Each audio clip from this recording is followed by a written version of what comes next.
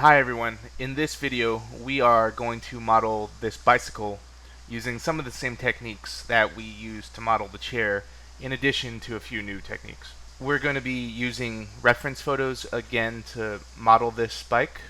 Ideally, when you model something that exists in real life, you want to use reference photos, or ideally have access to the actual object itself so you can take measurements and take photos, because a lot of the photos that you take will have to be side views and front views and top views that aren't necessarily photos that you could find in a magazine.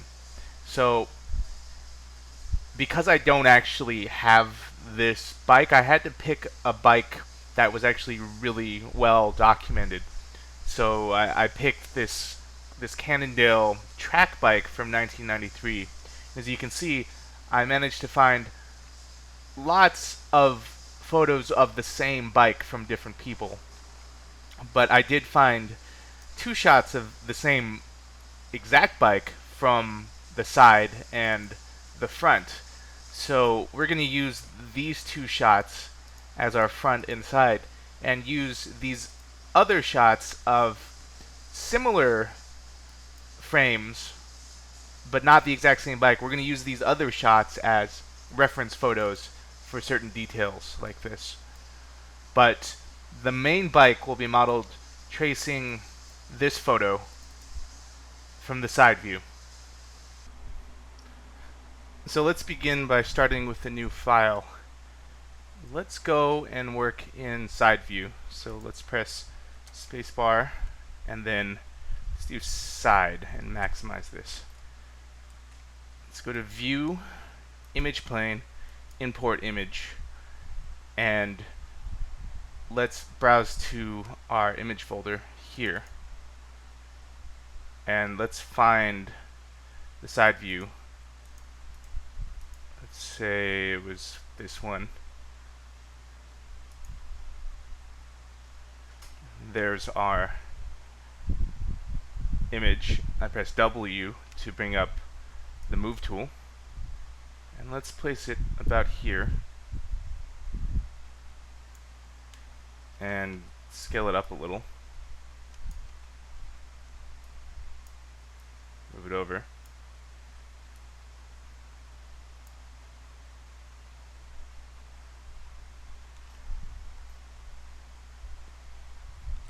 Now let's take a look at this image.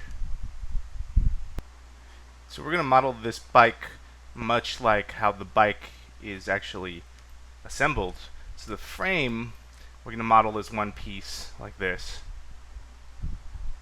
and it's symmetrical, so we can start with a flat plane that will later extrude.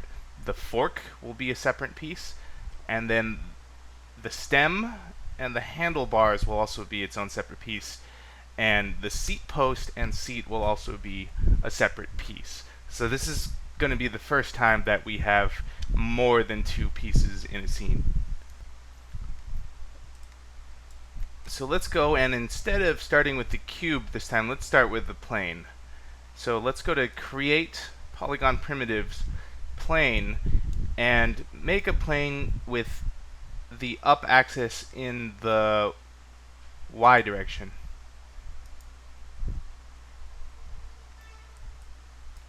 So what I meant to actually do was up axis in the Z direction. So let's delete that and create polygon primitives plane, sorry, the X direction. And so there we go. So now we have a plane that's looking like this. And real quickly in 3D, let's switch over to bring the plane actually in front of the image, because I can tell it's behind the image right now. So let's grab the image itself and move it back a little bit, and you can see in this view that once the image is behind the plane actually becomes visible in front of it like this.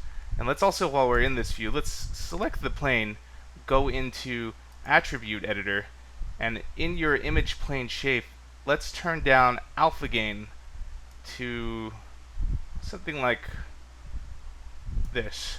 0.286. So the image becomes a little transparent, and let's also put the image plane on a layer. So with it still selected, I'm going to go into my channel box, go down this layer tool, and click create a new layer with this button. And now once it's created, I can turn it on and off so it's in there. And I'm also going to lock it from editing by clicking this until the box over here says R. So now I can't actually select the plane anymore. So this helps because I won't accidentally click on it in this view when I actually don't want to click on it at all. So let's go back to side view here and turn on wireframe on shaded and go to show, and let's turn the grid off.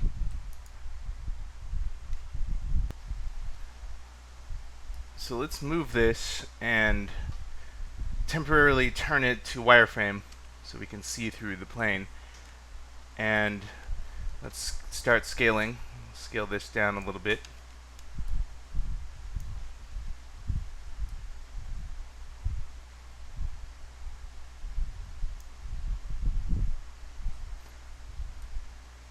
I'm going to go into vertex mode by selecting the object, going to right click, vertex, and pressing W. And now let's drag this out a little to this tube and go down like that.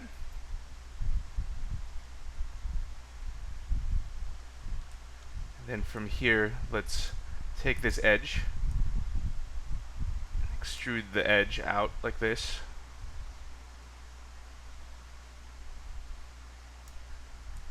Go into vertex, move this point like this, and there's now this fork that diverges from this main edge. So let's split the edge here. Insert edge loop detail. I want to make sure I'm on relative distance from edge. Let me just do that again.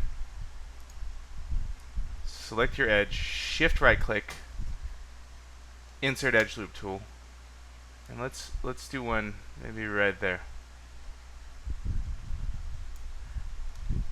So one half of these edges is going to go and make this part, and then the other edge here is going to go down to do this part to create this triangle.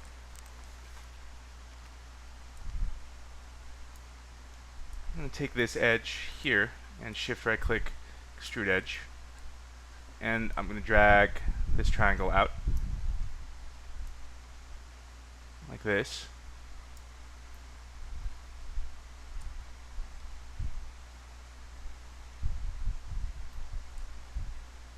And then I'm going to press G again to extrude out here. Let's move it a little so that it's in line. Move it like that. Now I'm going to select this edge, shift right click, extrude edge. I'm going to click this circle here to do an absolute direction extrude. Move this down like this. Actually, let's end that about here. So I'm going to move that back and shift right click, extrude edge again.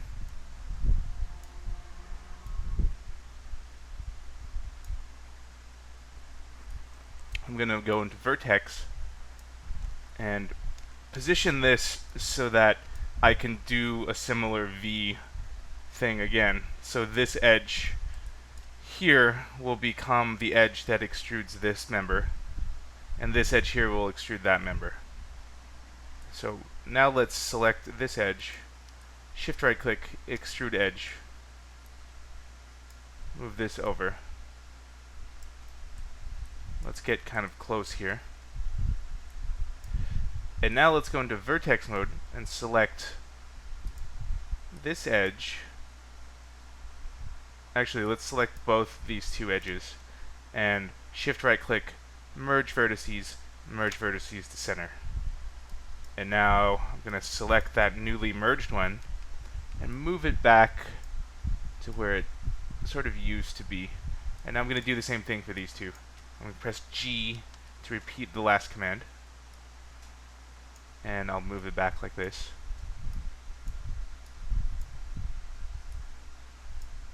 And I'm just fixing this in anticipation of the seat post.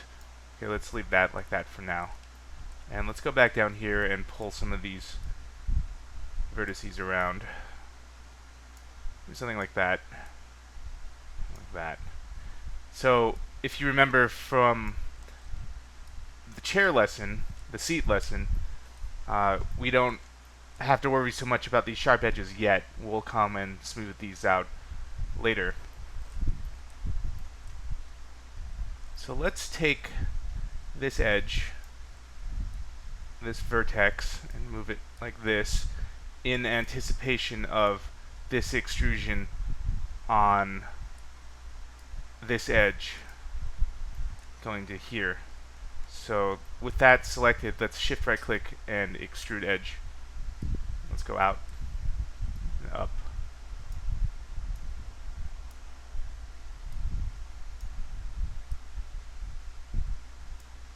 And I'm going to go into vertex mode. I'm going to press Control Z to undo that because that's not what I want to do.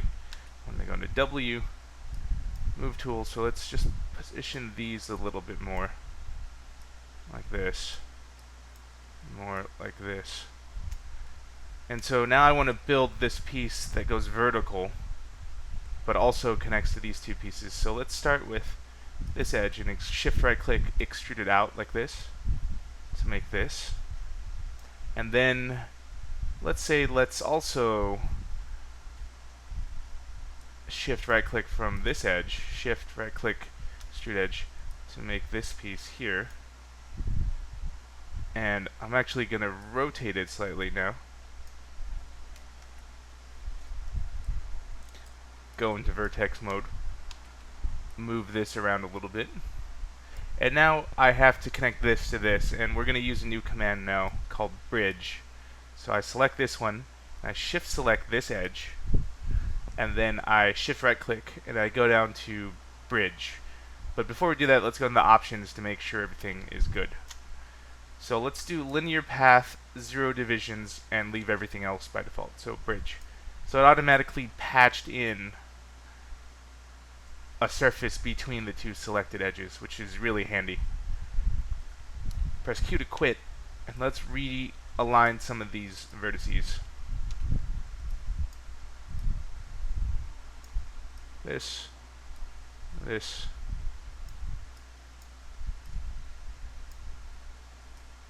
And from this edge, let's extrude this slightly to get this part of the tubing where the stem comes out of the frame. So we can come back later and straighten this out a bit, so you don't have to worry about getting too perfect with how this lines up. And let's take this bottom edge and extrude it as well to get the part where the fork plugs into the rest of the frame.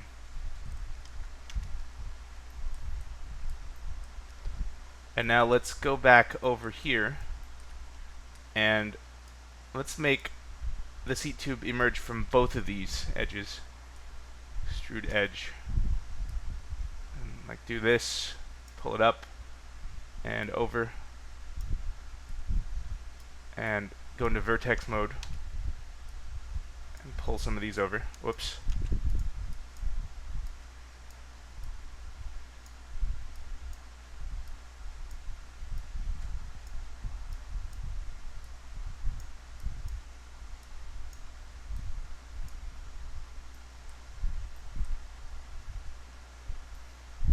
Okay, that's looking good so far.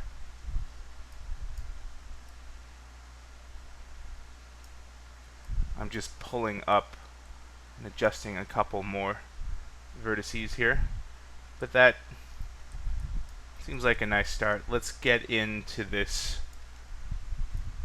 part where it attaches to the wheel.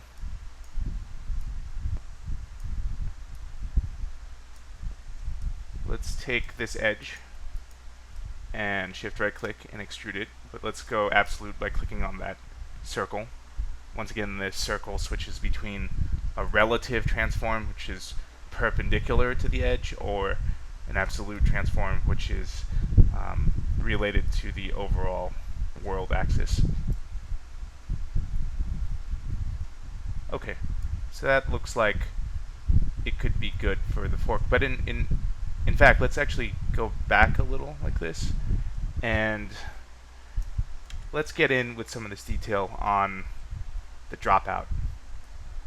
So let's divide this actually into 3 pieces. So let's make this fork here. Shift right click, extrude edge. Do that. Press Q to quit.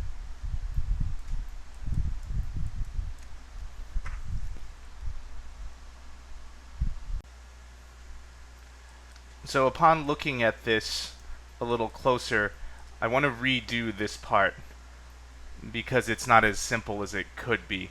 Ideally, every surface has 4 sides, and you want to avoid triangles, and you want to avoid surfaces with more than 4 sides as well. So let's go in and delete this by going into right-click face mode and selecting this one, selecting this face, and pressing delete. And then let's also delete this too. So now, from this edge, let's select this edge and this edge, and then shift right click and let's use bridge again. And to be certain, let's go into vertex mode and select this vertex and shift right click, merge vertices, and go into vertex mode and press G again. G again. Okay. So let's select this edge, and now let's extrude up to make this seat post.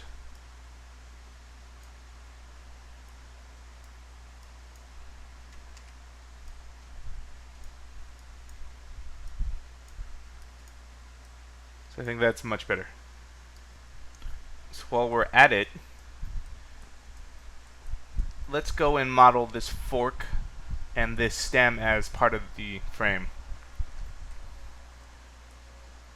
Select this edge and extrude it again.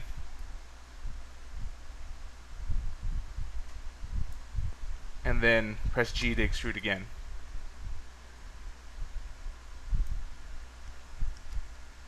R to scale this down a little. Like that. And then press shift right click to extrude the edge again. That. Now let's go to vertex mode and move this so that it bends like that a little. And maybe press F. We'll zoom in here. Scale that down a little bit more. Place that there for now.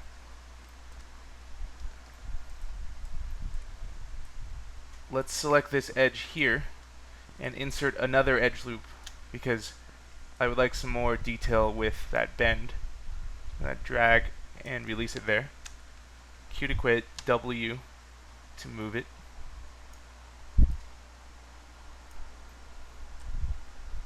So out of curiosity, let's take a look at the model on 3. Okay, and we'll switch to smooth shaded. Okay, so it looks like it's getting there. Switch back to 1, and let's go into shading X-ray. instead of going back to wireframe this time. And let's now go up to this stem and select this edge, extrude edge. Let's go up a little bit and press G to do it again. This time let's scale it down a little. Press G again to extrude again. We'll go up. Press G again. Q to quit. And then go to edge. And let's extrude again. This time with absolute that. Now let's go to vertex mode and refine this a little bit.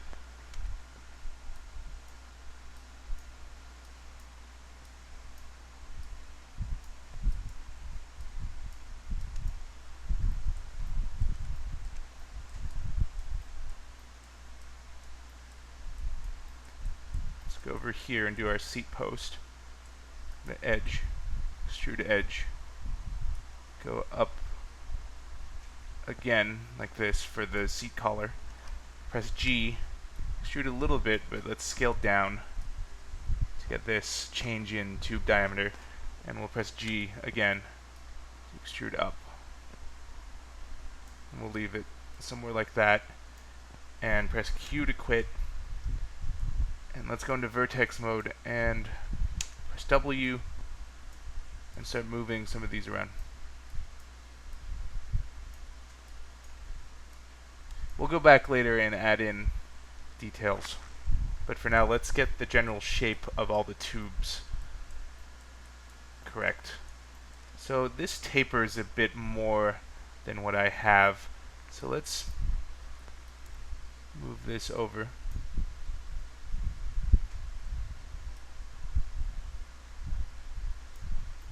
This. In fact, I'm not too happy with how this is looking right now. So let's go and delete this face. And before we do that, let's select this edge and let's extrude the edge like this. Oh, you know what would be better is if I'm going to press Ctrl Z and Q. I'm going to select these two vertices and scale them down like this.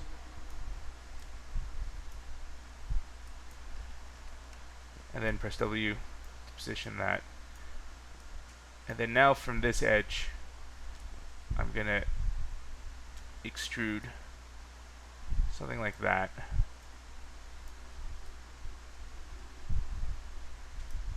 And I'm going to select these two vertices and shift right click, merge vertices to center. And select these two, press G again. Okay, that's looking a lot better. At this point, the frame is actually still a flat plane, but to get ready to extrude so that we have thickness to this tube, let's look back at the reference photo and talk really quickly. So this is also the same bike, and as you can tell, the frame itself is a symmetrical single tube, and then both the front forks and the rear forks are three-dimensional. They're not symmetrical. They fork off like that, and then they taper back and meet here, and then they meet there. So let's start off by extruding the tube. So pressing spacebar to go into the 4 view, and let's open up perspective view by pressing spacebar again. So I'm going to press Q to quit, select right click and select on object mode and select this, and let's turn on our edges by clicking this button.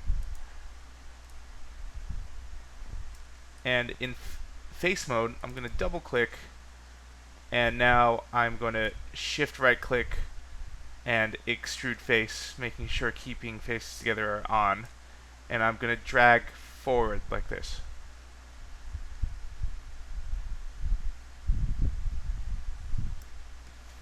Okay, and press Q to quit.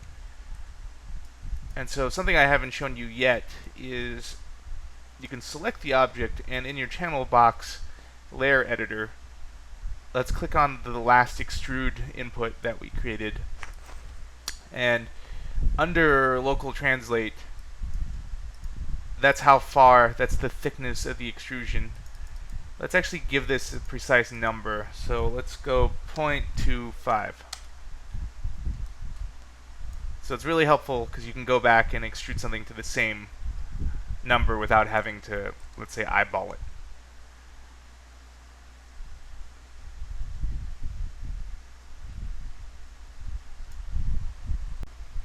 So let's go and look at our reference image again.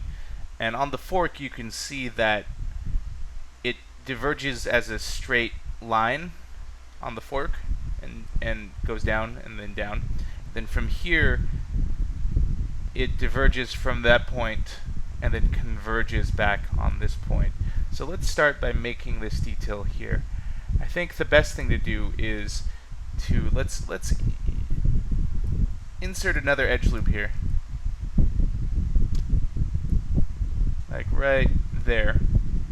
Should be the middle piece of the fork, and let's press Q to quit, and let's go into object mode. Let's go back to that extrude face, and under local translate, let's turn that to like 0.15, maybe 0.2. Okay, so let's also spin this around and select these faces, 1, 2, 3, 4, 5, 6, 7, 8, 9, 10. So we're deleting everything except these front 3. I'm going to press delete. So now we have something like that. And then from here, I'm going to select 1, 2, 3, 4, and shift right click and extrude the face again.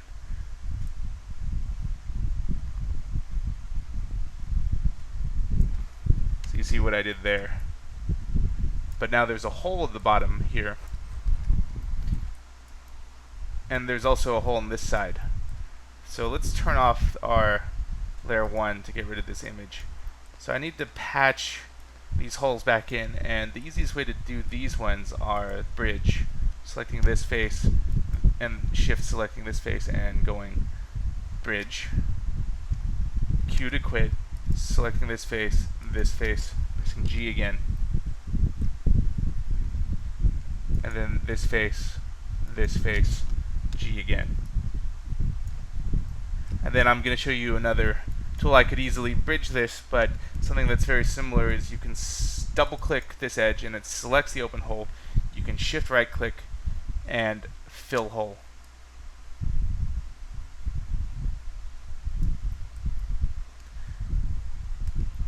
So now what I'm going to do is the back fork, and looking back at this image, the back fork doesn't quite do the same thing. It actually starts from the center point and diverges that way. So knowing that, I'm going to delete the model in half, I think. So I'm going to select any edge in the middle here and shift right click and then go to insert edge loop tool options and go multiple edge loops, use equal multiplier, and actually changes to 1. So now it will draw the new edge exactly in the middle. So when I click here, I have this edge, and it runs all the way around the entire frame. And then let's do it on the inside here too. Here and here. So now when I go into face mode and double click this one and then double click the next one, it should select everything around it. And let's shift and double click this one, Shift and double click this, and let's just press delete, and then go into face and double click and delete this as well. So now we have the model divided in half like this, but then this front fork is still intact. So let's take this corner on this one, and again in our reference photo, let's go back to this one. In this shot here, you can see that it just kinks out slightly and then goes back to the center. So not knowing what that value is, let's just select these vertices, press W, and move them out to the side just a little bit like that.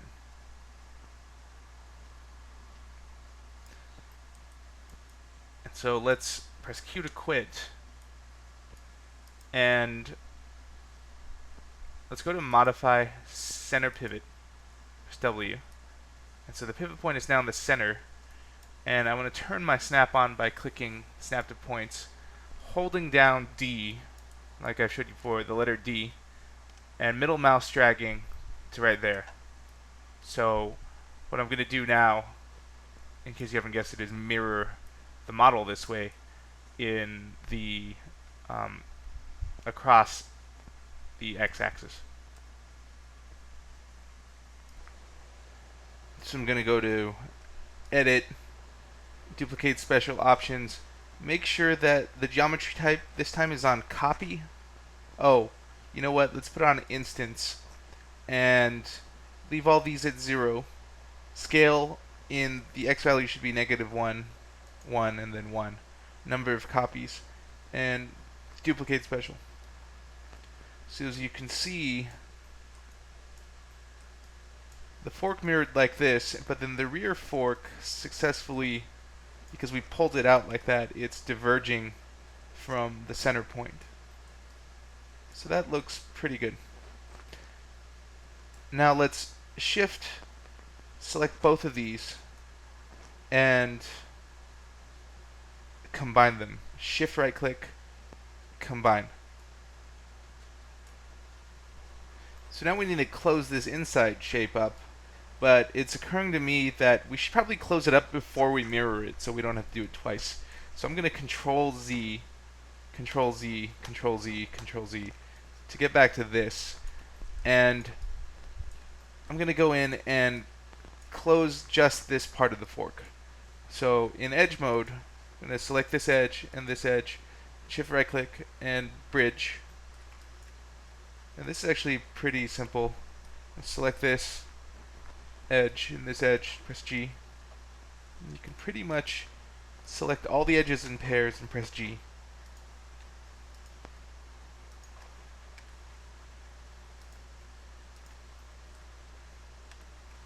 And I'll stop there because that's actually the convergence point.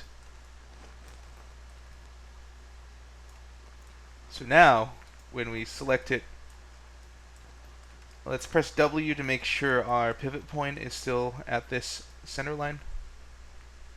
So you can see I'm going to go into top view real quick just to show you what this model looks like. Top view. So this line, which is the mirror line, is perfectly straight. And you see how the fork pulls out like this, and the front fork pulls out like this. So I'm going to press spacebar to go back to my perspective view. And let's go to Edit. And we should just be able to press Duplicate Special again without changing the options, because we left them the same from last time. So there we go. So now you want to shift click this one, combine. Sorry, shift right click the both objects and then combine. And let's go in really close to these convergence points. And just for good practice, press 4. And let's merge the vertices where they converge. So right here, and we can actually merge vertices to center. Select this one, press G, merge vertices to center.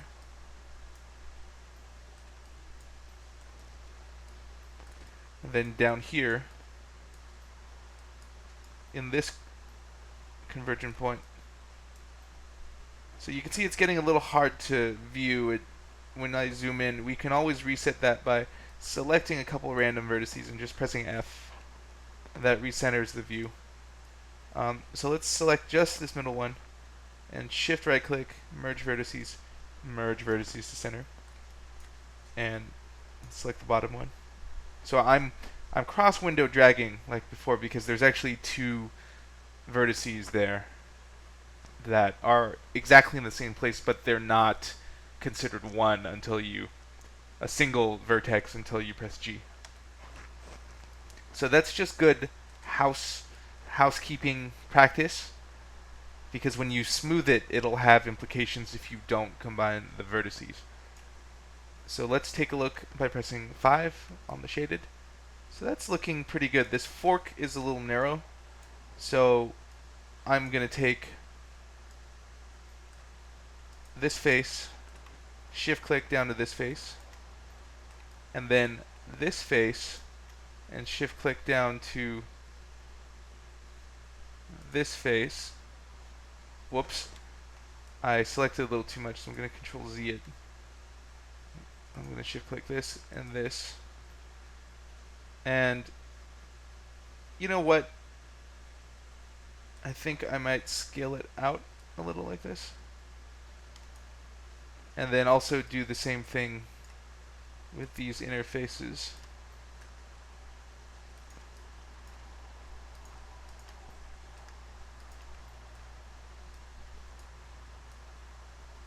There. So I don't like what's going on here, and we'll address that soon. But for now, let's take a break and come back in a bit and start refining the frame.